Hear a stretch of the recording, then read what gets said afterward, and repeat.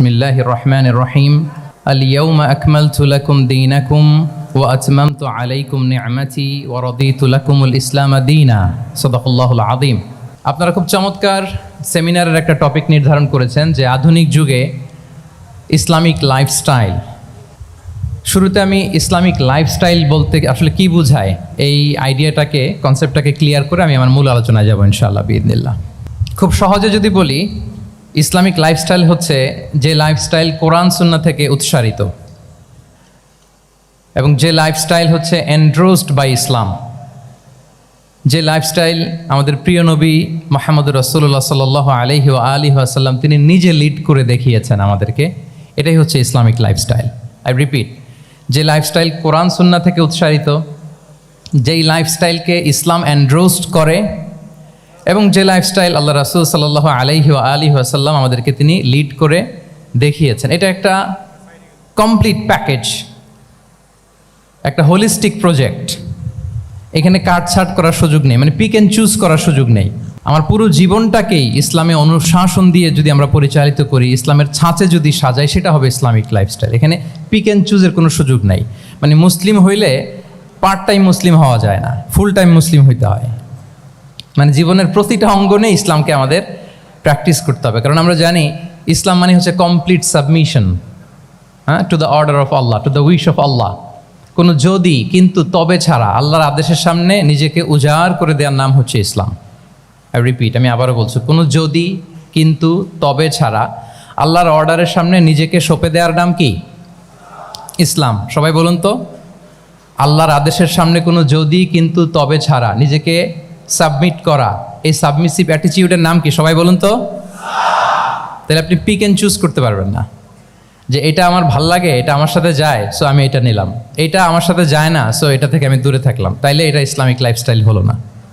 এই কনসেপ্টটা কি ক্লিয়ার সবার কাছে? এটা একটা total package, it's a total project, it's a holistic programme. আপনি আপনার সুবিধা মতো এখানে কাটছাট করতে পারবেন না, নিলে পুরোটাই নিতে হবে। তো আমরা অনেকে আবার কাটছাট করি নিজের মন মতো। তাদেরকে উদ্দেশ্য করে আল্লাহ তাআলা বলছেন, আফাতুমিনুনা বিবা'দিল কিতাবি ওয়া তাকফুরুনা বিবা'দ। তোমরা কি আল্লাহর কিতাবের কিছু অংশ মানো আর কিছু অংশ তোমরা অস্বীকার করো? এটা তোমাদের পলিসি? জেনে রেখো, ওয়ার্নিং দিচ্ছেন যে তোমাদের পলিসি যদি এইটা হয়, তাহলে এই দুনিয়াতে আছে তোমাদের জন্য লাঞ্ছনা, আর আখিরাতে তোমাদেরকে শাস্তির মুখোমুখি হতে হবে। তাহলে কাটছাট করার সুযোগ নেই। আমরা যেটা করি, নামাজ, রোজা, হজ, জাকাতের মতো এই যে আনুষ্ঠানিক ইবাদতগুলো, এগুলোতে আমরা ইসলামকে খুব মানি, ইসলামের অনুশাসন মানি। কিন্তু আমাদের ব্যক্তি জীবন, পারিবারিক জীবন, সামাজিক জীবন, আমার ডিলিংসগুলো, আমার ট্রেড, আমার বিজনেস, আমার ব্যবসা, আমার বিয়ে শাদী, আমার বিহেভিয়ার, এগুলোকে অনেক সময় আমরা ইসলামের অনুশাসন অনুযায়ী মানতে চাই না। এগুলোর ক্ষেত্রে আমরা অনেক সময় ইসলামের অনুগামী হই না।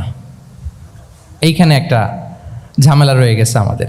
কিন্তু মূল কথা হচ্ছে, আপনি ইসলামকে মানলে দ্য টোটাল প্যাকেজ আপনাকে মানতে হবে। এখানে কাটছাট করার কোনো সুযোগ আছে বলেন তো? আওয়াজ করে বলেন, কোন কাটছাটের সুযোগ কি আছে? না, কারণ কমপ্লিট প্যাকেজ, কমপ্লিট প্যাকেজ। জীবনের প্রতিটি অঙ্গনকে ইসলামের অনুশাসন দিয়ে সাজানো, বা জীবনের প্রতিটি অঙ্গনে ইসলামকে অনুশীলন করার নামই হচ্ছে ইসলামিক লাইফস্টাইল। মূলত ইসলামই একটা lifestyle. Islam is not merely a set of beliefs and rituals, rather it's a lifestyle. ইসলাম নিজেই একটা lifestyle that emphasizes justice, spirituality, integrity and modesty. আপনি যদি নিতে চান, আপনাকে পুরোটাই নিতে হবে, তাহলে কাটছাট করার সুযোগ নেই। এটা হচ্ছে প্রথম, the first and foremost reminder tonight, যে ইসলাম একটা টোটাল প্যাকেজ, একটা কমপ্লিট প্রোগ্রাম, একটা হোলিস্টিক প্রোগ্রাম। এখানে পিক অ্যান্ড চুজ করতে পারবো না আমরা। আপনি যদি আমাকে ইসলামী লাইফস্টাইলের উপরেই সেমিনারে কথা বলতে বলেন, I must say you have to take the entire package, পুরোটাই আপনাকে নিতে হবে। এই আইডিয়াটা ক্লিয়ার হয়েছে আমাদের সবার কাছে? সবার কাছে ক্লিয়ার তো? তাহলে পিক অ্যান্ড চুজ করবো নাকি? শুনি নাই সবার কাছ থেকে। পিক অ্যান্ড চুজ করা যাবে? কাটছাট করা যাবে? কিছু কিছু রুলস অ্যান্ড রেগুলেশন আমার খুব ভালো লাগে, আমার জন্য খুব সুবিধা হয়, ওইটা নিলাম, বাকিগুলা কাটছাট করে দিলাম। তার মানে সহজভাবে পার্ট টাইম মুসলিম হওয়ার কোনো সুযোগ নেই, হলে ফুল টাইম হতে হবে, কাস্টমাইজড ইসলামের কোনো সুযোগ নেই, টোটাল প্যাকেজটাকে আমার অ্যাডাপ্ট করতে হবে। এটা হচ্ছে ইসলামিক লাইফস্টাইল। তো আজকের এই সেমিনারে আমি কিছু ট্রেটস বা the core values of Islamic lifestyle আপনাদের সাথে শেয়ার করবার চেষ্টা করব, যাতে করে ব্যাপারটা আরও ক্রিস্টাল ক্লিয়ার হয় যে আসলে what is Islamic lifestyle all about, আসলে এটা কি, কিভাবে এটা আমরা অ্যাডাপ্ট করব, কিভাবে এটার সাথে নিজেকে খাপ খাওয়াবো, কিভাবে এটা আমরা প্র্যাকটিস করব। তাহলে প্রাথমিক কথা অলরেডি ডান, যে কাটছাট আমরা করব না, পিক অ্যান্ড চুজ করবো না, টোটাল প্রোগ্রামটাই আমরা নেওয়ার চেষ্টা করব। তো এখন আমরা কিছু কোর ভ্যালিউজের কথা বলবো, যেগুলো দিয়ে ইসলামিক লাইফস্টাইলের মূল ধরনটা আমাদের কাছে ক্লিয়ার হবে। ইসলামিক লাইফস্টাইলের কথা যদি আমাদেরকে বলতে হয়, প্রথম যেই ট্রেট, যে ক্যারেক্টারিস্টিক্স বা ভ্যালিউর কথা আমাকে বলতে হবে, সেটা হচ্ছে দ্য কনসেপ্ট অফ হালাল অ্যান্ড হারাম। ইফ দেয়ার ইজ নো হালাল অ্যান্ড হারাম, there is no Islamic lifestyle, for sure I am telling you. যদি হালাল হারাম না থাকে, এটা যদি আমরা মেনটেন না করি, এটা কোশ্চিন কালো ইসলামিক লাইফস্টাইল হবে না। আপনাকে হারাম থেকে যোজন যোজন দূরে থাকতে হবে, আর হালাল দিয়ে জীবনটাকে সাজাতে হবে। কারণ যেখানেই হালাল সেখানেই বারাকা। রিপিট, আমি আবারও বলছি, যেখানেই হালাল সেটার মধ্যে কি হারামে কোনো বারাকা আছে? হারামে আছে অস্থিরতা, সাময়িক উন্মাদনা, এর ভেতরে বারাকা নাই। হালালের ভেতরে আল্লাহ তাআলা বারাকা ঢুকিয়ে দিয়েছেন। আচ্ছা, আপনারা বলুন তো, গরুর গোশত খাওয়া এটা হালাল না হারাম? হালাল। কুকুরের গোশত খাওয়া হালাল না হারাম? আচ্ছা, গরু বছরে বাচ্চা দেয় কয়টা? গাভী? আচ্ছা, একটা। কুকুর দেয় কয়টা? কয়টা? 7টা, 8টা, 10টা? ফ্যামিলি প্ল্যানিং নাই তো? দেদারসে দিচ্ছে। আচ্ছা, গরু হালাল, কুকুর হারাম। গরু বাচ্চা দেয় কয়টা? কুকুর দেদারসে দিচ্ছে। তারপরেও বলেন, আমাদের এই যে বাংলাদেশে আমাদের কুরবানির ঈদে লক্ষ লক্ষ গরু জবাই হয়, বিয়ের অনুষ্ঠানগুলোতে এত গরুর গোশত আমরা খাই, আর প্রতিদিনের চাহিদা মেটানোর জন্য তো কত গরু কোরবানি করা হয়। এরপরেও বলেন, বাংলাদেশে গরু বেশি না কুকুর বেশি? সবাই বলেন, গরু বেশি না কুকুর বেশি? কারণ কি? হালাল। কারণ কি? এই হালালে বরকত ঢুকিয়ে দিয়েছে কে? তাহলে if there is no concept of হালাল অ্যান্ড হারাম, there is no Islamic lifestyle. প্রথম core value of Islamic lifestyle হচ্ছে আপনাকে হালাল দিয়ে আপনার জীবনকে সাজাতে হবে। লা ইয়াদখুলুল জান্নাতা জাসাদুন গুযিয়া বিল হারাম। হারাম খেয়ে বর্ধিষ্ণু যে দেহ, সে দেহ আল্লাহর জান্নাতে প্রবেশ করবে না। মানে whatever you consume, it should be হালাল। এটা হালাল হইতে হবে। শুধু যেটা আপনি খাচ্ছেন এটাই না, কুলু মিম্মা ফিল আরদি হালালাম তাইয়্যিবা, আল্লাহ তাআলা বলেছেন যেটা কনজিউম করবা হালাল হবে, হালাল হতে হবে। তো এটা শুধু এত ন্যারো কনসেপ্ট না, আপনার জীবনের সবটাই হালাল হতে হবে। ইউর ফুড শুড বি হালাল, ইউর ড্রিঙ্ক শুড বি হালাল, ইউর ইনকাম শুড বি হালাল, ইউর ফ্যাশন শুড বি হালাল, ইউর এন্টারটেইনমেন্ট শুড বি হালাল। সব কিছু হালাল হইতে হবে। আমরা অনেকে যে ভুলটা করি, আমরা খাওয়ার ক্ষেত্রে শুধু হালাল খুঁজি, এরকম অনেকে করে, কিন্তু অন্যান্য ক্ষেত্রে হালাল হারামের বাজ বিছান নাই। আমি একটা উদাহরণ প্রায়ই দেই, দেখবেন যে আমাদের বাংলাদেশের সরকারি অফিসগুলোতে তো ঘুষ চলে নাকি? আল্লাহ ঘুষ থেকে এই জাতিকে তুমি হেফাজত করো। আচ্ছা, দেখবেন যে আমাদের বিভিন্ন সরকারি অফিসগুলোর মুসলিম কর্মকর্তারা, তারা ওয়াইন খায় না। আমি দেখেছি, থাইল্যান্ডে গিয়েছে, চায়না গিয়েছে অফিসের কাজে, ওখানে হালাল রেস্টুরেন্টগুলো খোঁজে, কারণ মুসলিম, তার হালাল খাইতে হবে। তো সে ওয়াইন খায় না, পর্ক খায় না, কারণ ইসলামে এটা হারাম। আবার অনেক হিন্দু কর্মচারী, সে আবার গরুর গোশত খায় না, কারণ কি তার ধর্মে ওইটা হারাম। কিন্তু এই মুসলিম কর্মচারী, হিন্দু কর্মচারী, দুইজনের নির্বিশেষে মাশাআল্লাহ ঘুষ খায়। এরকম হয় না? দেখেন, মুসলিম ওয়াইন খায় না, পর্ক খায় না, তার ধর্মে হারাম। আমার হিন্দু ভাই গরুর গোশত খায় না, এটা তার ধর্মে হারাম। কিন্তু ঘুষ আবার দুই ধর্মে হালাল নাকি? হ্যাঁ, হালাল না। তার মানে ওই যে pick and choose, you got the point, right? Pick and choose করেছে যে আমার ধর্মের এই এই নিয়ম আমি মানবো, কারণ এটা আমার জন্য খুব ফ্লেক্সিবল, এটা খুব ভালো লাগে। কিন্তু যেটা কঠিন হয়ে যাচ্ছে, যেটা তার বিরুদ্ধে দাঁড়াচ্ছে, ওইটা সে মানে না। তাহলে পিক অ্যান্ড চুজ করার কোনো সুযোগ, আমরা আমাদের গোটা জীবনকে হালাল দিয়ে সাজাইতে হবে। তাহলে your lifestyle will be Islamic lifestyle. এই কথাটা কি বুঝতে পেরেছেন? তাহলে ইউর ফুড শুড বি হালাল, ইউর ড্রিঙ্ক শুড বি হালাল, ইউর ফ্যাশন শুড বি হালাল, ইউর ইনকাম শুড বি হালাল, ইউর এন্টারটেনমেন্ট শুড বি হালাল, even your relationship should be হালাল। ব্যাপার কি? এটার এত আওয়াজ বেড়ে গেল।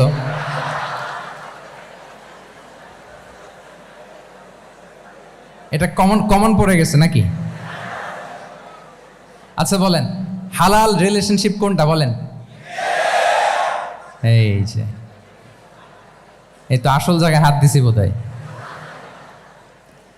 আমাদের শিক্ষার্থী বন্ধুদের মধ্যে বিবাহিত আছি আমরা? হ্যাঁ, কারা কারা আছি দেখি তো। মাশাআল্লাহ মাশাআল্লাহ, ঠিক আছে ঠিক আছে। আমাদের বোনরা উপরে আছেন, মাশাআল্লাহ, অনেকে হাত তুলেছেন, আলহামদুলিল্লাহ। এই তো আমাদের যারা হাত তুলছেন তাদের জন্য একটা তাকবীর দেই আমরা, আল্লাহু আকবার। এই যে আপনারাই বলেছেন, আমার কোনো লিগ্যাল অপিনিয়ন দেওয়ার প্রয়োজন হচ্ছে না, যে হালাল রিলেশনশিপ হচ্ছে বিয়ে। তাহলে বিয়ের বাইরে যদি আমার কোনো রিলেশনশিপ থাকে, হালাল না হারাম? ফতোয়া দিচ্ছে কে? আমি? আপনারাই দিচ্ছেন। বলেন, বিবাহ পরবর্তী কোনো যদি এক্সট্রা ম্যারিটাল রিলেশনশিপ থাকে, এটা ইসলামে হালাল না হারাম? তাইলে pre marriage relationship, after marriage relationship, এটা শরীয়তে হারাম। তো এই হারাম যদি আমি এই হারামের সাথে যদি নিজেকে জুড়ে দেই, তাহলে আমার লাইফস্টাইল এটা ইসলামিক লাইফস্টাইল হতে পারে না। আমরা বিয়ের মতো পবিত্র বন্ধনের মধ্য দিয়ে আমরা আমাদের দাম্পত্য জীবনকে উপভোগ করব। আল্লাহ তৌফিক দান করুক। এই যে অনেকে হাত তুলে ফেলছে, মার্শাল, তার মানে সেকেন্ড ইয়ারে আছে, ফার্স্ট ইয়ারে আছে, থার্ড ইয়ারে আছে, আলহামদুলিল্লাহ, হালাল রিলেশনশিপে তারা গিয়েছে, মাশাআল্লাহ। তাহলে হালাল এন্ড হারামের ব্যাপারে যদি আমরা বলি, আমাদের পুরো জীবনের প্রতিটি অঙ্গন আমরা হালাল দিয়ে সাজাবো। কি বলেন? পারা যাবে তো ইনশাআল্লাহ? হারামের সাথে আমাদের কোনো সম্পর্ক আছে? হ্যাঁ, আমরা সবকিছু হালাল দিয়ে সাজাবো তো? হারামকে আমরা না বলে দিব না, নো। আজকের এই জহির রায়হান মিলনায়তনের এই হলরুম থেকে হারামকে আমরা লাল কার্ড দেখাই দিলাম। কি বলেন? হারামকে আমরা নো বলবো, আওয়াজ করে বলুন নো। ওকে, নো টু হারাম। তাহলে দ্য কনসেপ্ট অফ হালাল এন্ড হারাম আশা করি আমাদের কাছে ক্লিয়ার। আমরা হালাল দিয়ে নিজেদের জীবনকে সাজাবো, হারামের সাথে আমাদের কোনো সম্পর্ক নাই। তাহলে একটা ট্রেইট আমরা শেয়ার করলাম, একটা কোর ভ্যালু শেয়ার করলাম, যে আমরা যদি হালাল মেনটেন করতে পারি আমাদের জীবনে, এটা হচ্ছে one of the core values of Islamic lifestyle. 2 নম্বর হচ্ছে, ইসলামিক লাইফস্টাইলটা বেসিকলি এটা একটা প্রোডাক্টিভ লাইফস্টাইল। ইসলামী লাইফস্টাইল আমাদেরকে প্রোডাক্টিভ হতে উদ্বুদ্ধ করে। আপনার দিন শুরু হবে অনেক সকালে, প্রোডাক্টিভিটি নিয়ে অনেক লম্বা আলোচনা করা যেতে পারে। আমি ছোট্ট একটা পয়েন্ট যদি আজকের এই হলরুমের শেয়ার করি প্রোডাক্টিভিটি নিয়ে, যে ইসলামিক লাইফস্টাইল হচ্ছে আপনি একেবারে সকাল সকাল আপনার দিন শুরু করবেন। Early to bed and early to rise makes a man healthy wealthy. সবাই তো শিখেছি এটা, যে আগে আগে ঘুমোতে যাও, আগে আগে ঘুম থেকে জাগো, তুমি ধনী হবে, তারপর তুমি প্রজ্ঞাবান হবে, তুমি সুস্বাস্থ্যের অধিকারী হবে। এটা হচ্ছে ইসলামিক লাইফস্টাইলের একটা কোর ভ্যালিউ। সকাল সকাল দিন শুরু করা, মানে সানরাইজের আগে আমার সকাল শুরু হবে। কাজী নজরুলের যে কবিতা, সূর্যি মামা জাগার আগে উঠবো আমি জেগে, পড়েছি আমরা সবাই, কিন্তু হয়তো মানা হয় না। তো এই যে সকাল সকাল ঘুম থেকে ওঠা, এটা যদি আপনার মধ্যে না থাকে, এটা ইসলামিক লাইফস্টাইল হতে পারে না। You must be a morning person. সকাল সকাল উঠতে হবে। আপনার সময় এমনভাবে মেনটেন করবেন আপনি যে সকাল সকাল ফজরের পর থেকে আপনি অ্যাক্টিভ। তার মানে you have to wake up early, you have to sleep early. একজন মর্নিং পারসন যদি না হন, এটা ইসলামিক লাইফস্টাইল হবে না।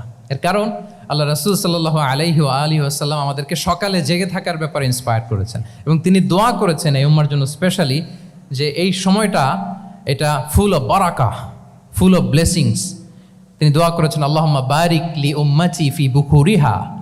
আল্লাহ এই উম্মতের বুকুরটা, মানে সকালের সময়টা, লেটসে সানরাইজের পরে 3-4 ঘন্টা, এই সময়টাকে আল্লাহ আপনি বরকত দিয়ে ভরে দেন। এই সময়টাতে ঘুমানো যাবে না, এটা হচ্ছে বরকতের সময়। এবং আল্লাহ রাসূল সাল্লাল্লাহু আলাইহি সাল্লাম যদি কোনো সামরিক অভিযান প্রেরণ করতেন, এই টাইমে প্রেরণ করতেন, এই বুকুরের টাইমে।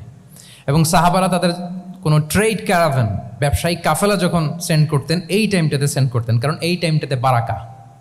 তো এখন নিজের সাথে মিলিয়ে নেন যে এই টাইমটাতে আমরা কি করি।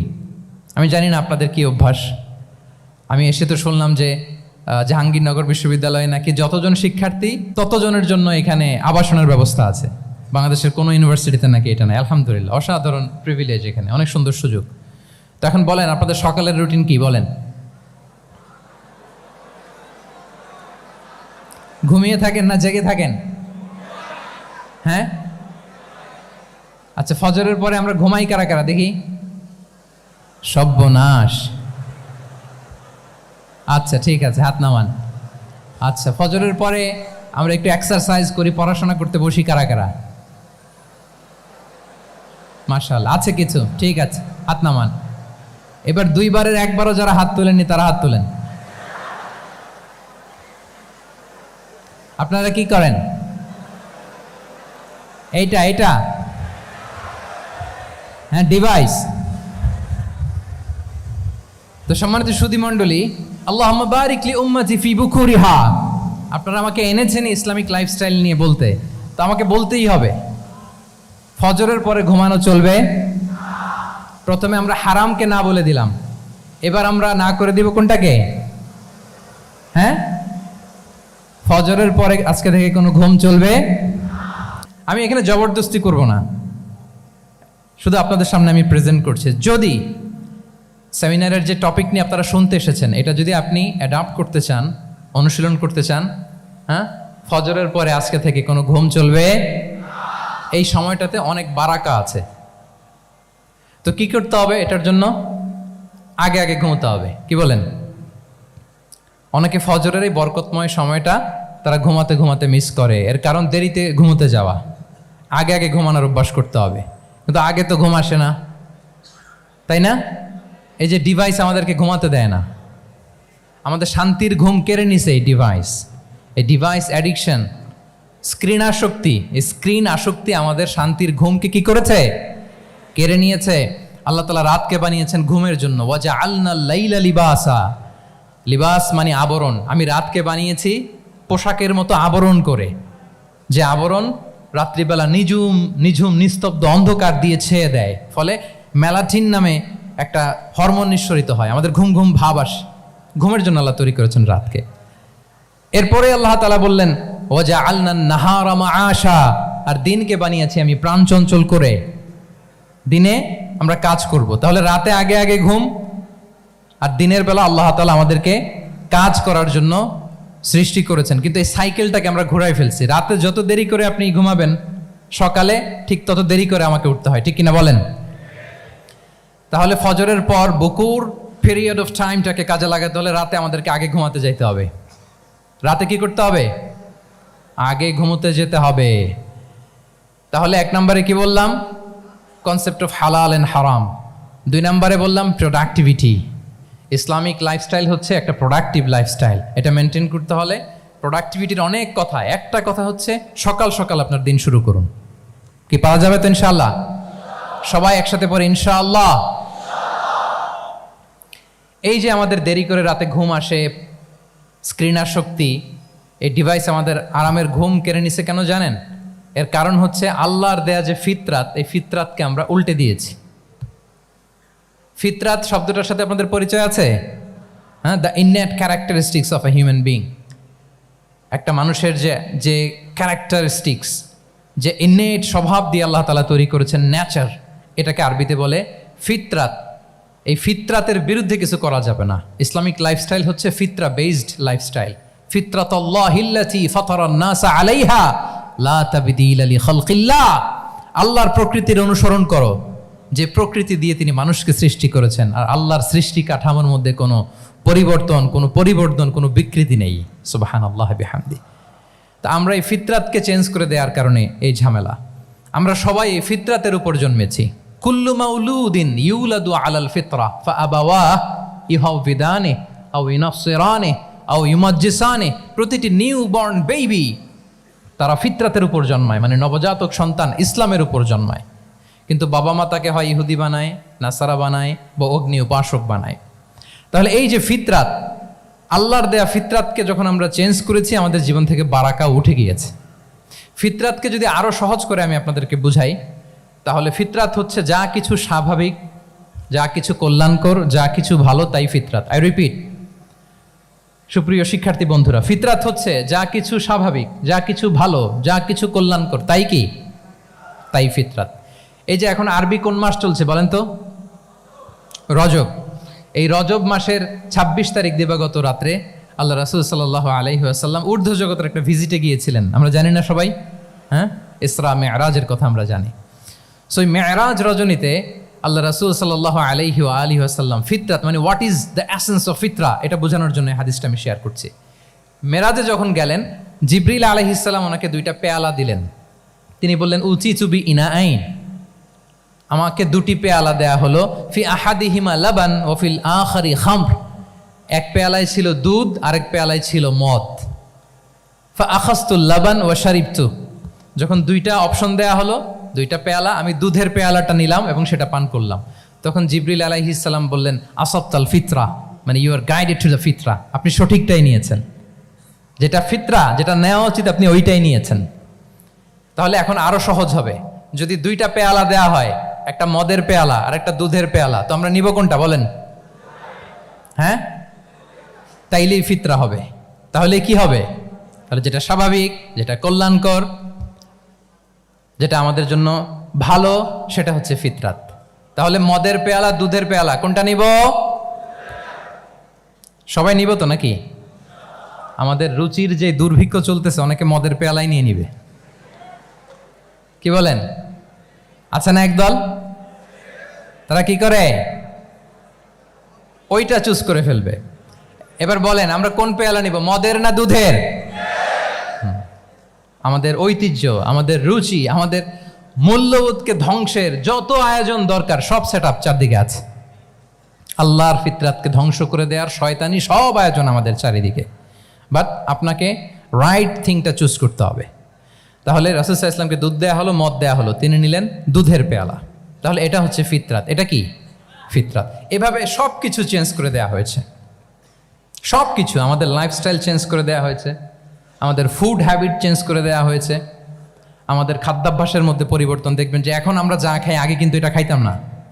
এখন আমরা প্রসেসড ফুড খাই, হ্যাঁ, ফাস্ট ফুড খাই, জেনেটিক্যালি মডিফাইড যে ফুডগুলো আমরা খাই, এরপরে ল্যাব মিট, কত যে ভয়ঙ্কর। আপনারা জেনে থাকবার কথা যে ল্যাবে তৈরি মাংস দেখেছেন নাকি আপনারা? প্রাকৃতিক মাংসের কোনো ছিটে ফোটা নেই, কিন্তু এটা গরুর মাংস হয়ে গেছে, ওইটা মানুষ খাচ্ছে। মানে আমাদের লাইফস্টাইলও করাপ্টেড, আমাদের ফুড হ্যাবিটও করাপ্টেড, আমাদের স্লিপিং সাইকেলটা করাপ্টেড, সব কিছু করাপ্ট করে দেওয়া হচ্ছে। এবং এটার প্রভাব পড়েছে আমাদের শিশুদের মধ্যেও। দেখবেন যে শিশুরা সবজি খেতে চায় না। আমার তো 2 মেয়ে আছে, আমি তো দেখি বাসায়, বা অনেকের কমপ্লেনগুলো আমরা শুনি। আমাদের এখনকার বাচ্চাদেরকে ভেজিটেবলস দিলে খায় না, মাছ দিলে খায় না, অর্গানিক ভালো ভালো খাবার দিলে শাকসবজি খায় না। কি খাবে জানেন? সচেস খায়, সচেস, হটডগ খায়। হ্যাঁ, ওই যে আপনি অর্ডার দিয়ে বার্গার এনে দিবেন, পিৎজা এনে দিবেন, ওইটা খাবে। তারপর ইনস্ট্যান্ট নুডলস খাবে, স্যুপ খাবে, ফ্রোজেন যত মিল আছে এগুলো খাবে, টিনজাত খাবার যেগুলো দীর্ঘদিন সংরক্ষণ করে রাখা হয়। তো বলেন, আজ থেকে 30 বছর আগে আমাদের বড়রা কিংবা আমাদের শিশুরা, আমরা কেউ কি এই খাবার খেয়েছি বলেন তো? আওয়াজ করেন, খেয়েছি কেউ? They change the entire system. কেন আমরা ইসলামিক লাইফস্টাইল নিয়ে কথা বলছি এখন? কারণ আমাদের পুরো সিস্টেমটাই, আমাদের পুরো ফিতরাতটাই ওরা চেঞ্জ করে দিয়েছে। তারপর ডিভাইস ছাড়া বাচ্চারা খেতে চায় না, কার্টুন দেখে দেখে খাওয়াতে হয় ওদের। কি বলেন? আচ্ছা বলেন তো, আজ থেকে 30 বছর পেছনে ব্যাক টু দ্য হিস্ট্রিতে যদি আমরা যাই, 70-এর দশকে, 80-র দশকে বাংলাদেশের কোনো একটা গ্রামের কথা, একটা পল্লীর কথা আপনি একটু চিন্তা করেন তো। রাত 8টার দিকে, 9টার দিকে আপনি ওই গ্রামের কাউকে খুঁজে পাবেন? 70-এর দশকে, 80-র দশকে একটা গ্রামের পরিবেশের কথা যদি চিন্তা করেন, রাত 8টায় সবার কি অবস্থা বলেন তো? আপনি তো ঘুম খুঁজে পান না, আপনার তো ইনসমনিয়া। আমাদের এখন ট্যাবলেট খাওয়া লাগে না ঘুমের জন্য? আমাদের তো ইনসমনিয়া হয়ে গেছে এখন। কিন্তু আজ থেকে বেশি দূরে না, 30 বছর আগের একটা গ্রামীণ পরিবেশের রাত 8টার পরিবেশ হচ্ছে সবাই ঘুম।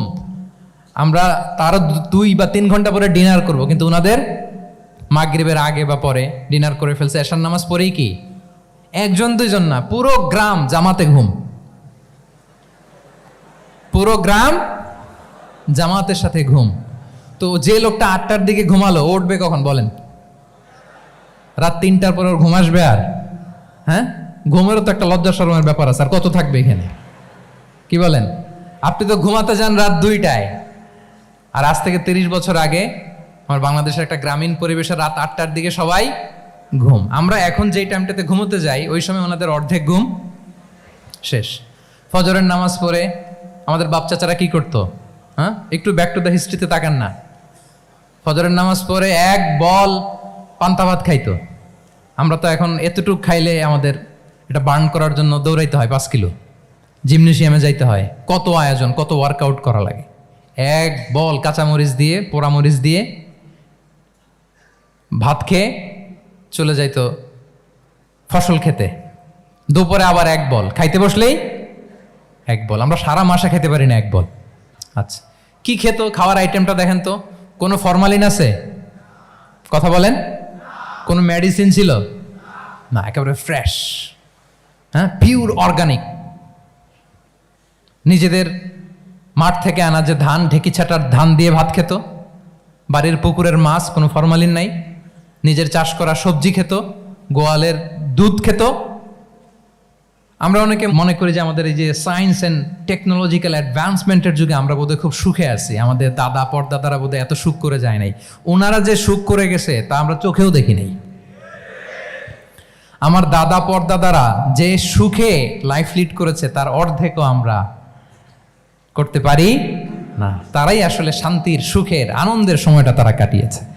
তাহলে সম্মানিত সুধীমণ্ডলী, পুরো আমি আপনাদেরকে বোঝানোর চেষ্টা করছি যে ইসলামিক লাইফস্টাইল নিয়ে why we should talk about Islamic lifestyle. কারণ পুরো সিস্টেমটাকে তারা কলাপস করেছে, করাপ্ট করেছে।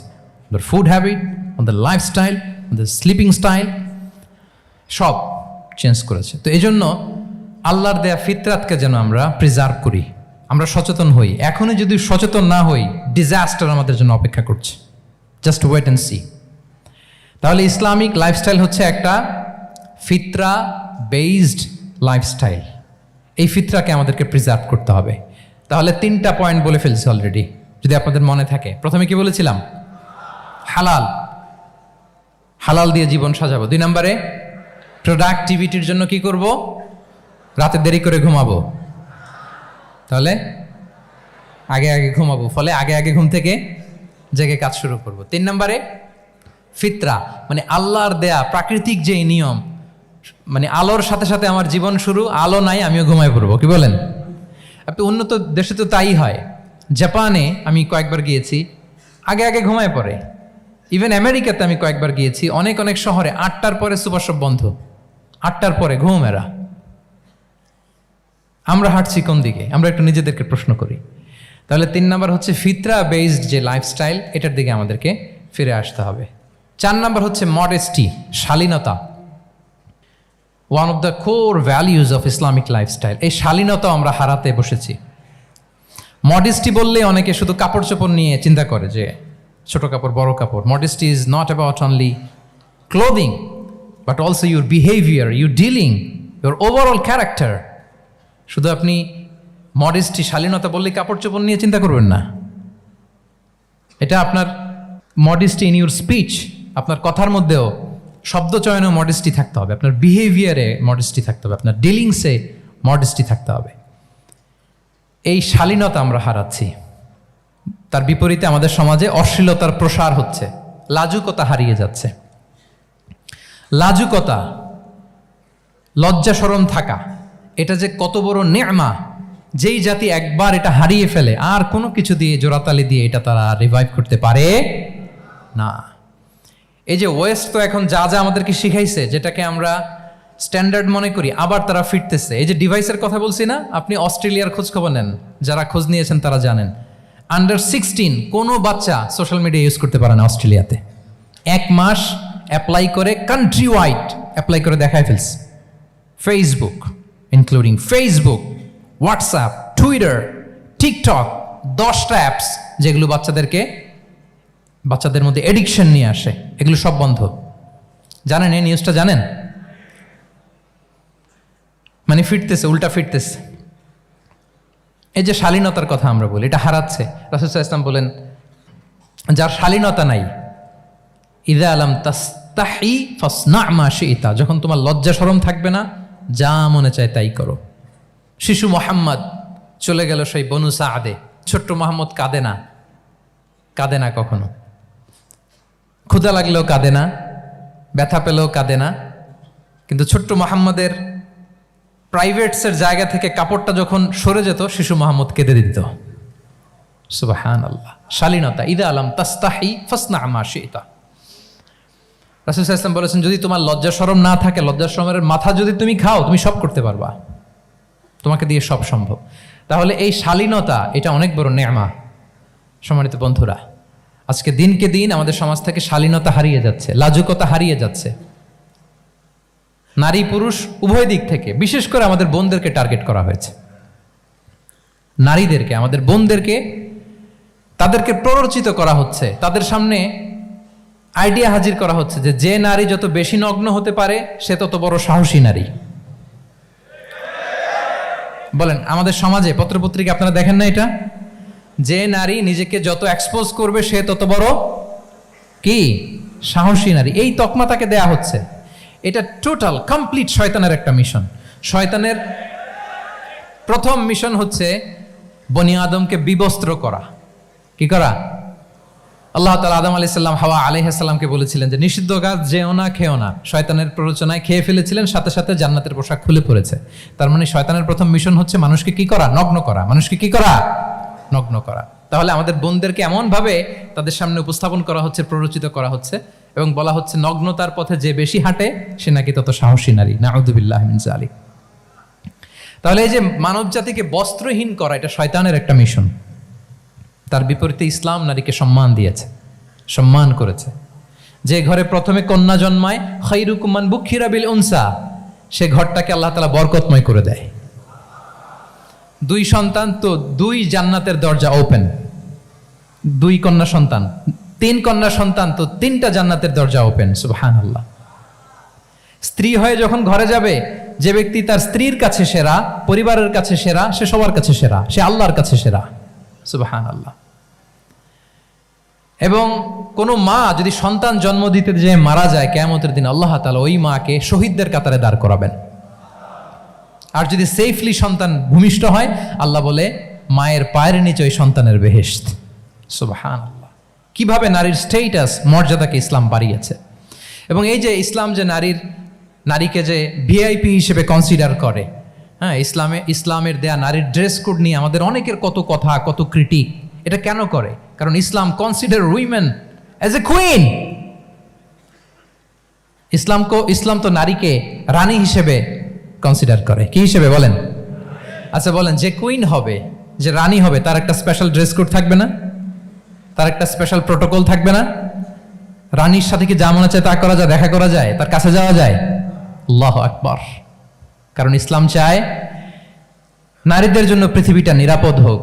ইসলাম চায় নিজ গৃহে বা কর্মক্ষেত্রে নারীরা নিরাপদ থাক। ইসলামের যত ভ্যালিউজ আছে, যত রুলস এন্ড রেগুলেশন আছে, এটা আমাদের ভালোর জন্য, মানব জাতির কল্যাণের জন্য। তাহলে এই অশ্লীলতা থেকে আমাদের যোজন যোজন দূরে থাকতে হবে। If you talk about Islamic lifestyle, আমাদেরকে শালীনতা, মডেস্টি ফিরিয়ে আনতে হবে। You have to maintain modesty. আমি যদি আরো ডিপে যাই, দেখেন এই যে প্রত্যেকের হাতে এক একটা করে পর্ন হাব হয়ে গেছে এখন, হয়েছে না? পর্নোগ্রাফির সয়লাভ, বিকৃত যৌনাচারের সয়লাভ। এখন নতুন নামে, নতুন মোড়কে, এলজিবিটি আমাদের সমাজে নানা মোড়কে আমাদের সামনে উপস্থাপন করা হচ্ছে। শুনেছেন না এগুলো? আপনারা নাম শুনেছেন? এই যে ট্রান্স, নাম শুনছেন না? নিজের দেহ কাটাকাটি করে দিব্যি পুরুষ, 4 সন্তানের বাবা, এখন হঠাৎ করে বলে যে আমি মনে মনে নারী, তো সোসাইটি যেন আমাকে নারী স্বীকৃতি দেয়। বায়োলজিক্যালি দিব্যি নারী, 3 সন্তানের মা, এখন বলে যে এখন আমি মনে মনে ভাবতেছি পুরুষ, তো আমাকে পুরুষ হিসেবে তুমি কনসিডার করো। আল্লাহর দেয়া ফিতরাত, এই যে বলছি উল্টায় ফেলতেছে, এই ফিতরাতকে ধ্বংস করার সবচেয়ে জঘন্যতম এই নতুন যেটা বাজারজাত করা হচ্ছে যে আইডিওলজি, এটা হচ্ছে ট্রান্সজেন্ডারিজম। অধিকারের মোড়কে, তাও আসতেছে কিভাবে? কিসের মোড়কে বলেন তো? রাইটসের কথা বলে, যেটা একটা রাইটস। এজন্য সম্মানিত সুধীমণ্ডলী, শালীনতার কোনো বিকল্প নেই। If you want to take care of yourself, if you want to take care of your family, your society, you have to maintain modesty. কোনো বিকল্প নেই, সাবধান হইতে হবে আমাদেরকে। তাহলে 4 নম্বরে কি? শালীনতা, মডেস্টি। শালীনতা হচ্ছে ইসলামিক লাইফস্টাইলের ভূষণ। এখন পরিকল্পিতভাবে এই শালীনতার কবর রচনা করা হচ্ছে আমাদের সমাজে। আপনারা কি রাগ করতেছেন? কথা ক্লিয়ারলি বুঝতে পারতেছেন? আমি যদি রয়ে শয়ে কথা বলি তো বুঝতে পারবেন আপনারা? ক্লিয়ারলি মেসেজগুলো আমি আপনাদের সামনে পৌঁছে দিচ্ছি। তাহলে কয়টা গেল? 4টা। হালাল, প্রোডাক্টিভিটি, প্রিজার্ভিং ফিতরা অ্যান্ড ফাইনালি মডেস্টি। 4টা কাভার। 5 নম্বরে হচ্ছে ইসলামিক লাইফস্টাইল যদি আমরা মেনটেন করি, we must have to be optimistic, hopeful, আশাবাদী হইতে হবে। মুমিনের ডিকশনারিতে হতাশা নেই। আমরা হতাশ হই না, আমরা নিরাশ হই না, আমরা ভরসা রাখি এক মহান সত্তার উপর। আওয়াজ করে বলুন, তিনি কে? শয়তানের মিশন হচ্ছে আমাদেরকে হতাশ বানানো। আমি স্টেজে ওঠার আগে সম্মানিত স্যার বলতেছিলেন যে আপনি একটু আশাবাদী করবেন আমাদের নারী শিক্ষার্থীদের ব্যাপারে, আমাদের ছেলে শিক্ষার্থীদের ব্যাপারে কয়েকটা ইস্যু স্যার বললেন যে কিছু ফ্রাস্ট্রেশন তাদের মধ্যে কাজ করে। আজকে আপনাদের ডিকশনারি থেকে ফ্রাস্ট্রেশনকে একেবারে অমিট করে দিয়ে যাব। বলেন, বিশ্বাসীদের ডিকশনারিতে হতাশা বলে কোনো শব্দ আছে? ফ্রাস্ট্রেশন আছে? কারণ শয়তানের মিশন হচ্ছে আমাদেরকে হতাশ বানানো। কি বানানো? শয়তান আমাদেরকে আশাবাদী করতে চায় না, সে চায় আমরা যেন হতাশ হই। আমি ভুল করেছি, পাপ করেছি, অন্যায় করেছি, তো শয়তান সেই পাপের সাগরে আমাকে হাবুডুবু খাওয়াতে চায়। বলে আর অনেক ভুল হয়ে গেছে, অনেক দূর তুই চলে এসেছিস, আর আল্লাহ তোকে ক্ষমা করবে না, থাক এখানেই থাক, করতে থাক। এরকম শয়তান টেম্পটেশন দেয়, প্রভোকেশন করে। কিন্তু শয়তান জানে না যে আল্লাহর রহমতের দরিয়া কত বড়। শয়তানের মিশন হচ্ছে আমাদেরকে হতাশ বানানো, আর আল্লাহর বাণী আমাদের হৃদয়ে আশা জাগায়, আশাবাদী করে তোলে। আল্লাহর এই কিতাবের, কোরআনের প্রতিটি আয়াতে পরতে পরতে পাবেন আপনি মোটিভেশন, ইন্সপিরেশন। আল্লাহু আকবার। লা তাহজান ইন্নাল্লাহা মা'ানা। মনকে তুমি বুঝিয়ে বলো আল্লাহ আছেন আমার সাথে। জাহাঙ্গীরনগর বিশ্ববিদ্যালয়ের আমার সুপ্রিয় শিক্ষার্থী বন্ধুরা, এই বাক্যটি নিজের জীবনের জন্য, নিজের জীবনের সাথে সেট করে নেন। মনকে তুমি বুঝিয়ে বলো আল্লাহ আছেন আমার সাথে। বিপদে আপদে, আমাদের লাইফে আপস এন্ড ডাউনস থাকে, সব মুহূর্তে আমরা এই কথাটা খেয়াল করব যে কেউ যদি আমাকে হেল্প করার জন্য নাও থাকে, এক মহান সত্তা আছে। তিনি কে? আল্লাহ রাসূল সাল্লাল্লাহু আলাইহি ওয়াসাল্লাম, আবু বকর রাদিয়াল্লাহু তাআলা আনহু গারে সাউরে হিজরতের রাতে লুকিয়ে আছেন। কুরাইশরা খুঁজতেছে, আবু বকর রাদিয়াল্লাহু তাআলা আনহু তটস্থ, না জানি ধরা পড়ে যায়। তিনি বলছেন, কুরাইশরা আমাদের এত পাশ দিয়ে যাচ্ছে, একটু মাথা নিচু করলে দেখে ফেলবে আমাদের।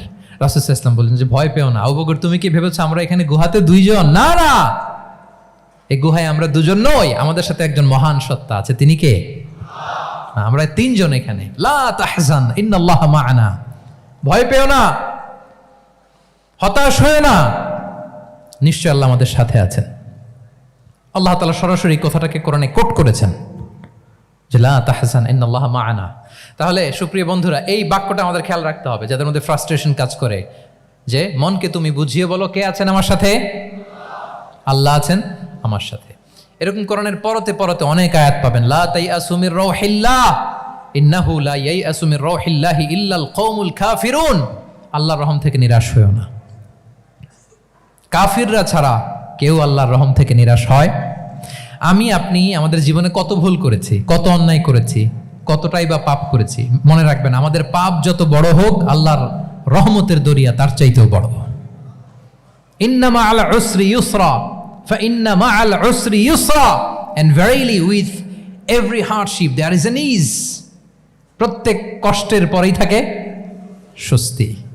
এই বাক্যগুলো কি আপনাকে মোটিভেশন দেয় না? এই কথাগুলো কি আপনাকে চাঙ্গা করে না?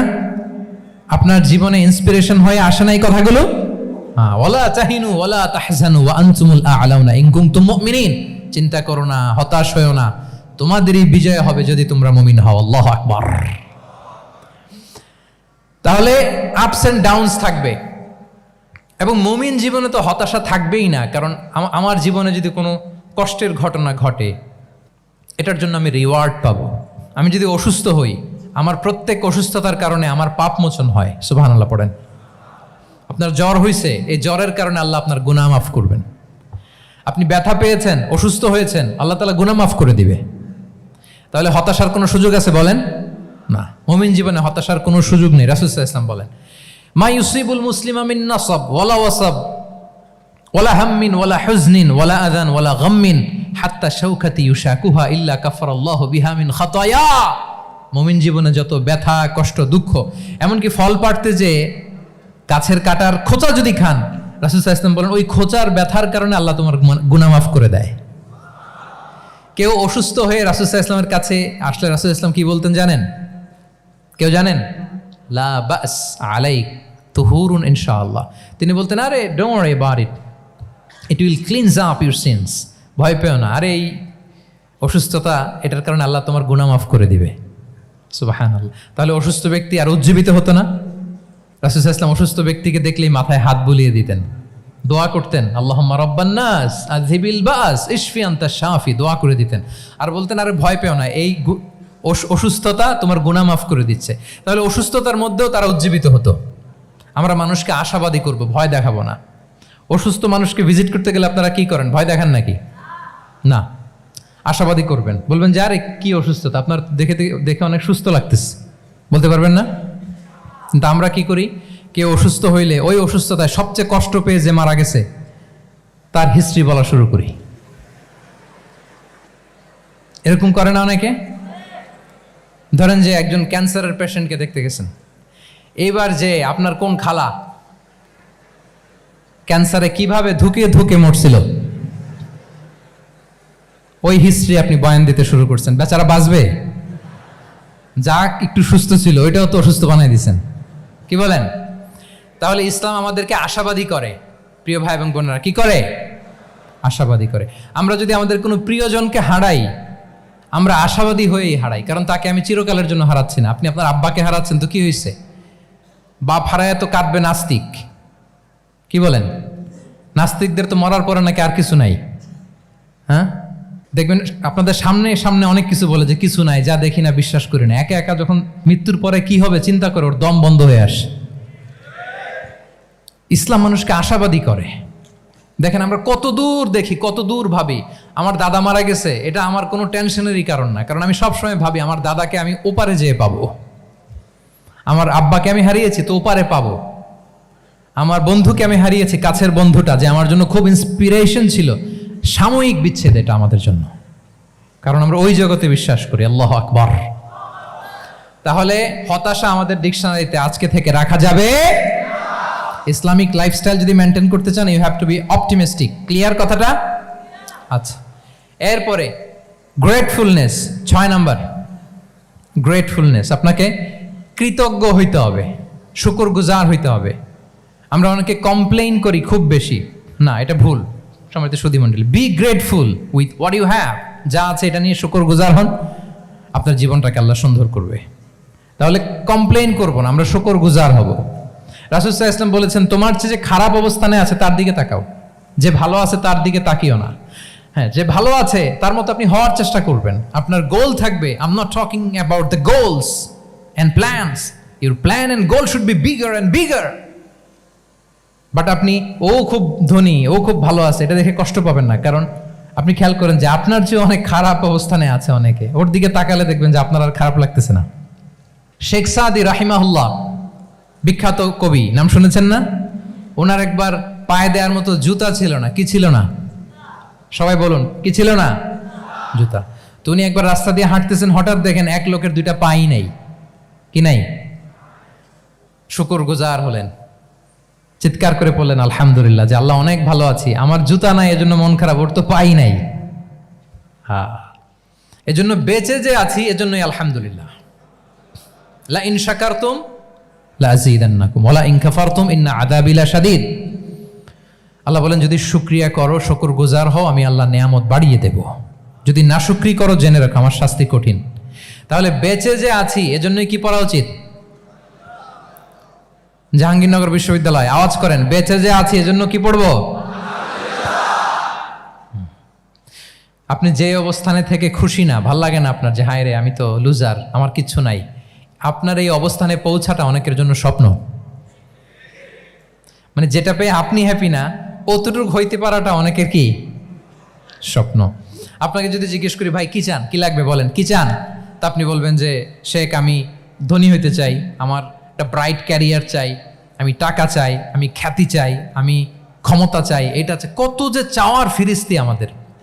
আপনি একটু একটা ক্যান্সার হসপিটালে জানতো, ক্যান্সারের 3rd স্টেজে চলে আসছে, ধুকে ধুকে লাস্ট স্টেজে চলে আসছে। আপনার তো অনেক কিছু চাই, আপনি ওকে একটু জিজ্ঞেস করেন যে ভাই আপনি কি চান। ও টাকা চায় না? ক্যান্সারের রোগী টাকা চাবে, খ্যাতি চাবে, ব্রাইট ক্যারিয়ার চায়। সে কি চায় বলেন তো একটু? সে একটু বাঁচতে চায়। যে ভাই তুমি কি চাও, বলবে আমি কিছু চাই না, একটু বাঁচতে চাই। বার্ন ইউনিটে যদি কখনো যাওয়ার সুযোগ হয়, দেখবেন যে চিৎকার করে তারা, এত কষ্ট, এই দহনের কারণে এত কষ্ট, তারা চিৎকার করতে থাকে হসপিটালকে কাঁপিয়ে। আপনি ওকে একটু জিজ্ঞেস করবেন ভাই কি চাও, বলেন তোর চাওয়াটা কি? ও শুধু বাঁচতে চায়, কিন্তু ওই বেঁচে থাকা নিয়ে তো আমাদের কোনো ফিলিংসই নাই। আমরা যে বেঁচে আছি এটা যে শুকরগুজার হওয়ার অনেক বড় একটা কারণ, আমরা এরকম করে ভাবিই না। এজন্য সুপ্রিয় সুধী মণ্ডলী, আমরা যে বেঁচে আছি এজন্য আলহামদুলিল্লাহ। শুধু বেঁচে থাকার কারণে আমরা কি পড়বো? তাহলে গ্রেটফুলনেস, আপনি যদি ইসলামিক লাইফস্টাইলে নিজেকে অভ্যস্ত করতে চান, আপনার যেমনি অপটিমিস্টিক হইতে হবে, অ্যাট দ্য সেম টাইম আপনাকে কি হইতে হবে? গ্রেটফুল হইতে হবে। 7 নম্বরে তাওয়াক্কুল। Put you trust on Allah because only He can help you, only He can protect you. And when you put your trust on Allah, you are in a divine shield. আপনি যখন আল্লাহর উপর নিজেকে ন্যস্ত করেন, আপনি একটা ডিভাইন, একটা প্রোটেকশনের ভেতরে থাকেন। বিশ্বাসীরা কি করে? আল্লাহর উপর ভরসা করে। কি করে? কার উপর? তদবিরের উপর, লবিংয়ের উপর, মামা চাচা? তাহলে আল্লাহর উপর ভরসা হবে। কার উপর? ফাইদা আযামতা ফাতাওয়াক্কাল আলাল্লাহ, আল্লাহর উপর ভরসা করব। এমনকি ঘর থেকে বের হওয়ার সময় রাসূল সাল্লাল্লাহু আলাইহি ওয়াসাল্লাম আমাদেরকে বলেছেন আল্লাহর উপর তাওয়াক্কুল করো। আমরা কি দোয়া পড়ি বলেন তো ঘর থেকে বের হয়ে? বিসমিল্লাহি তাওয়াক্কালতু আলাল্লাহ। এই তাওয়াক্কুল নিয়ে আমাদের অনেক মিসকনসেপশন আছে। আমাদের মধ্যে একটা প্রবণতা আছে, অনেকে বলে যে যা হবে হবে, আল্লাহ ভরসা। বলে যে যা হবে হবে, কি ভরসা? কথা বলতে হবে তো আমার সাথে। আপনারা কি বোরিং হচ্ছেন? ওরে আল্লাহ, অনেক রাত হয়ে গেছে, তো শেষ করে দেই তাহলে। আর কয়েক মিনিটের মধ্যে শেষ করবো ইনশাআল্লাহ। তাহলে অনেকের মধ্যে একটা প্রবণতা আছে, তারা বলে যে যা হয়েছে হয়েছে, কি ভরসা? যা করে আল্লাহ, আল্লাহ ভরসা। এটা it's not the concept of তাওয়াক্কুল। এটা তাওয়াক্কুল নয়। ইসলামে তাওয়াক্কুল is always at the second step. The first step is your effort.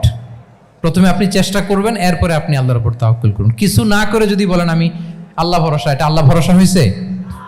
এটা আপনার মন গড়া একটা কথা হয়েছে, কিন্তু এটা তাওয়াক্কুল হয়? আমাদের অনেকে অলসতা, অকর্মণ্যতা, অপারগতা, হীনমন্যতা, এগুলোর তাওয়াক্কুল বানায় ফেলাইছে। হাত গুটায় বসে থাকবে, কাজ করবে না, অলস, আর বলে কি আল্লাহ ভরসা। রিজিকের মালিক আল্লাহ, কিছু করবে না আর বলে আল্লাহ ভরসা। প্রিয় ভাইরা, রাসূল সাল্লাল্লাহু আলাইহি ওয়াসাল্লাম তিনি অলসতা, অকর্মণ্যতা, হীনমন্যতা, কাপুরুষতা, ভীরুতা, এগুলো থেকে আল্লাহর কাছে পানাহ চেয়েছেন। নিজের সাধ্যের সবটুকুন তিনি করেছেন, তারপরে আল্লাহ ভরসা করেছেন। এবং পাখিকে ইসলামে তাওয়াক্কুলের মডেল বানানো হয়েছে। রাসূল সাল্লাল্লাহু আলাইহি ওয়াসাল্লাম বলেন লাউ আন্নাকুম তাতাওয়াক্কালুনা আলাল্লাহি হাক্কা তাওয়াক্কুলিহি লা রাযাকাকুম কামা ইয়ারযুকুত তুয়ুর তাগদু খিমাসান ওয়া তারুহু বিতানান। মানে তোমরা যদি পাখির মতো তাওয়াক্কুল করো, তাহলে পাখিকে আল্লাহ যেমন রিজিক দেয় তোমাদেরকেও রিজিক দিবে। পাখি কি করে বলেন তো? প্রতিদিন সকালবেলায় ওর ঘরের ভিতরে বসে বলে যে আল্লাহ ভরসা। বলে? বরঞ্চ কি করে সে? সকাল সকাল কিচির মিচির রবে, দিক দিগন্ত মাতিয়ে সে বের হয়ে যায়, সারাদিন ঘুরতে থাকে। তাহলে খালি পেটে সকালবেলায় পাখিগুলো বের হয়ে যায়, আকাশে বাতাসে ছুটে বেড়ায়, আর বিকেল বেলায় ওদর পূর্তি করে প্রতিটা পাখিকে তার নিড়ে ফিরিয়ে দেয় কে? আপনারা তো বোঝা অনেক সহজ। আপনাদের জাহাঙ্গীরনগর এটা তো নাকি পাখিদের অভয়ারণ্য শুনলাম আমি, কখনো আসা হয়নি আমার, দিনের বেলা আসা দরকার ছিল, তাহলে আপনাদের ক্যাম্পাস বিউটি আমি দেখতে পেতাম। তো পাখি কিন্তু বসে থাকে না, সকালে কি করে? খালি পেটে পাখিগুলো বেরিয়ে যায়, ওরা ওদের রোল প্লে করে, চেষ্টা করে। এরপরে বিকেলবেলা ওদর পূর্তি করে তাদেরকে নেড়ে ফিরিয়ে দেয় কে? তাহলে পাখিকে তাওয়াক্কুলের মডেল বানানো হয়েছে। আপনি হাত গুটিয়ে বসে থেকে বললেন আল্লাহ ভরসা, এটা হয়েছে না। আপনি আপনার সর্বোচ্চটুকুন চেষ্টা করবেন, সব করার পরে এরপরে আপনি বলবেন আল্লাহ ভরসা। তাহলে তাওয়াক্কুল হলো প্রথমে যে কোনো জিনিস অ্যাচিভ করার জন্য পরিকল্পনা করা, তারপর সে পরিকল্পনা বাস্তবায়নের উপায় বের করা, তারপর বিভিন্ন উপায় উপকরণের সাহায্য নিয়ে সেটা অ্যাচিভ করার জন্য প্রাণান্তকর প্রচেষ্টা চালিয়ে যাওয়া, অবশেষে ফলাফলের জন্য কার উপর নির্ভর করা। দিস ইজ কল্ড তাওয়াক্কুল। এখন আমি কিছুই করলাম না, বললাম যে যা করে আল্লাহ, তাওয়াক্কুল হয়েছে তো না? আমাদের সমাজে দুইটা ধারণা। কেউ কেউ বলে আরে আমি তো সব করব, তাওয়াক্কুলের দরকার কি? Absolutely wrong. আবার অনেকে মনে করে আল্লাহই সব করে দিবে, এটাও absolutely wrong. The concept of Islam is in between this two extreme lines. এই দুইটার মাঝখানে হচ্ছে তাওয়াক্কুল। তাহলে তাওয়াক্কুলের মেকানিজম হচ্ছে আমার সাধ্যের সবটুকুন আমি করব, তারপরে আল্লাহ সাহায্য আসবে, সেজন্য আমি তাওয়াক্কুল করব। আপনারা মুসা আলাইহিস সালামের ঘটনা জানেন। উনি যখন বনি ইসরায়েলকে নিয়ে লোহিত সাগরের সামনে আসলেন, ফেরাউন তার সৈন্য নিয়ে ধাওয়া করলো, আল্লাহ তাআলার সাথে সাথে কি রাস্তা বানাই দিলেন নাকি? সাগরের মাঝখানে না। আল্লাহ বললেন আনিদ্রিব বিআসাকাল বাহর, লাঠি দিয়ে একটা বাড়ি মারো সাগরে। মুসা আলাইহিস সালাম বাড়ি না মারলে তো আল্লাহ রাস্তা বানাতে পারতেন না, না পারতেন না? পারতেন, কিন্তু এটা তাওয়াক্কুলের মেকানিজম নয়। ওনাকে বলেছেন বাড়ি মারো, উনি লাঠি দিয়ে বাড়ি মারলেন, বিশাল রাস্তা হয়ে গেল। মারিয়াম আলাইহিস সালাম যখন ঈসা আলাইহিস সালামকে ডেলিভারি করলেন, ক্লান্ত শ্রান্ত ক্ষুধার্ত, কি খাবেন? আল্লাহ তাআলা বললেন ওয়াহুজ্জি ইলাইকি বিজিযইন নাখলাতি তুসাকিত আলাইকি রুতাবান জানিয়া, মানে মারিয়াম একটু কষ্ট করে উঁচু হয়ে পাশে একটা খেজুর গাছ আছে, ওটা ডাল ধরে টান দাও, টসটসে পাকা খেজুর পড়বে নিচে, ওটা খাও। উনি টান না দিলে আল্লাহ এমনি অটোমেটিক্যালি পাঠাতে পারতেন না খেজুর? আল্লাহ পাঠাননি। তাহলে এই পৃথিবীর সিস্টেম হচ্ছে আপনাকে কষ্ট করতে হবে, আপনার রোলটা আপনাকে প্লে করতে হবে। ইসলামে তাওয়াক্কুল is always at the second step, the first step is your effort. আপনাকে চেষ্টা করতে হবে, তারপরে আপনি তাওয়াক্কুল করবেন, তাহলে এটা প্রপার তাওয়াক্কুল হবে। তাহলে এখন থেকে হাত গুটিয়ে বসে থেকে আল্লাহ ভরসা বলবেন? আমরা এটা ভুল করে ফেলি। রাসূল সাল্লাল্লাহু আলাইহি ওয়াসাল্লাম, ওনার কাছে আল্লাহর সাহায্য আসতো, জিবরিল আলাইহিস সালামও আসতো, তারপরেও কখনো তিনি নিজের ভাগ্য আল্লাহর হাতে ছেড়ে দিতেন না। আমাদের মতো যা করে আল্লাহ ভরসা বলে কখনো নিজের ভাগ্য আল্লাহর হাতে ছেড়ে দিতেন, বরং নিজের সাধ্যের সবটুকুন দিয়ে তিনি চেষ্টা করতেন, তারপর তিনি ভরসা করতেন কার উপর? আপনি হিজরতের ঘটনাটা দেখেন। আল্লাহ যেদিন বললেন যে আজ রাতেই তুমি আর আবু বকর হিজরত করো, রাসূল সাল্লাল্লাহু আলাইহি ওয়াসাল্লাম ওই দিন দুপুরবেলা আবু বকর রাদিয়াল্লাহু তাআলা আনহুর ঘরে গেলেন। তিনি কখনো দুপুরবেলা বেরোন না, তিনি কখনো মাস্ক পরে বেরোতেন না। সেদিন তিনি মাস্ক পরে বেরোলেন, খারাজা মুতাকান্নিয়ান, মুখ ঢেকে বেরোলেন। আবু বকর রাদিয়াল্লাহু তাআলা আনহুর ঘরে যেয়ে বলেন, আবু বকর আখরিজ মান ফিল বাইত, ঘরে যারা আছে বের করে দাও, প্রাইভেট আলাপ আছে। আবু বকর রাদিয়াল্লাহু তাআলা আনহু বললেন, ইয়া রাসূলুল্লাহ, আসমা আর আয়েশা একজন তো আপনার পরিবার আর একজন তার বোন, আমরাই তো, বলেন। রাসূল সাল্লাল্লাহু আলাইহি ওয়াসাল্লাম আশ্বস্ত হলেন, বললেন যে আজ রাতেই আমরা হিজরত করব। আজ রাতেই। মক্কা থেকে মদিনা হচ্ছে উত্তর দিকে, কোন দিকে? আপার নর্থ। তিনি মক্কা থেকে মদিনায় হিজরত করবেন উত্তরে, কিন্তু তিনি বের হলেন দক্ষিণ দিক দিয়ে, শত্রুর চোখে ধুলি দেওয়ার জন্য। দেখেন, দিনের বেলা বেরোলেন না, রাতে বেরোলেন। দেখেন একটার পর একটা প্রিকশন। দুপুরে বেরোলেন, চেহারা ঢেকে বেরোলেন, প্রাইভেসি মেনটেন করলেন। ডেস্টিনেশন এদিকে, বের হলেন এই দিক দিয়ে, সবার চোখের অন্তরালে তিনি বের হলেন। এবং তিনি আবু বকর রাদিয়াল্লাহু তাআলা আনহুকে বললেন, সবাই যেই পথে মদিনা যায় আমরা কিন্তু ওই পথে যাব না, ক্যারাভানগুলো যেই পথে যায় ওই পথে না, সাওয়াহিলি একটা আনইউজুয়াল রুট ধরে আমরা যাব, সাগরের পার ঘেঁষে ঘেঁষে, যাতে ওরা বুঝতে না পারে। এই জন্য আবু বকর রাদিয়াল্লাহু তাআলা আনহু একজনকে ভাড়া করলেন, আব্দুল্লাহ ইবনে উরাইকেত নামে, যে আনইউজুয়াল রাউটটা চিনে, যে সাগরের পাশ ঘেঁষে চলে যাওয়া পথ দিয়ে মক্কা থেকে রাসূল সাল্লাল্লাহু আলাইহি ওয়াসাল্লামকে মদিনায় পৌঁছায় দেবে। 2টা ওট তিনি 2 মাস ধরে এটাকে নার্চারিং করে রাখলেন। 3 দিন আবু বকর রাদিয়াল্লাহু তাআলা আনহু এবং রাসূল সাল্লাল্লাহু আলাইহি ওয়াসাল্লাম গারে সাউরে অবস্থান করলেন 3 দিন, যাতে করে বুঝতে পারেন যে মক্কায় তাদের ব্যাপারে কি বলা হয়। এবং আবু বকর রাদিয়াল্লাহু তাআলা আনহুর ছোট্ট ছেলে আব্দুল্লাহকে অ্যাসাইন করা হলো যে আব্দুল্লাহ, তুমি তো ছোট মানুষ, তুমি প্রতিদিন মক্কার বাজারে যেয়ে শুনবা যে আমাদের ব্যাপারে কুরাইশরা কি বলে। নিশ্চয়ই তারা তন্ন তন্ন হয়ে আমাদেরকে খুঁজবে, না পেয়ে ওরা কি কি পলিসি নেয় এটা এসে আমাদেরকে জানাবা। সুবহানাল্লাহ। ছোট্ট আব্দুল্লাহ মক্কার বাজারে কে কি বলে শুনে গোয়েন্দার মতো করে, স্পাইয়ের মতো করে সে তথ্যগুলো নিয়ে, খাবার নিয়ে গারে সাউরে প্রতিদিন ইনফরমেশন পাস করে আসতো, আবার খাবার দিয়ে আসতো। আচ্ছা বলেন তো, এই ছোট্ট আব্দুল্লাহ যেই পথে যায় মরুভূমির উপরে তার ফুটপ্রিন্ট আছে না, আব্দুল্লাহর ফুটপ্রিন্ট। তো কোরাইশরা তো তন্ন তন্ন হয়ে রাসূল সাল্লাল্লাহু আলাইহি ওয়াসাল্লামকে খুঁজতেছে, ডানে বায়ে সামনে পেছনে সব জায়গায়।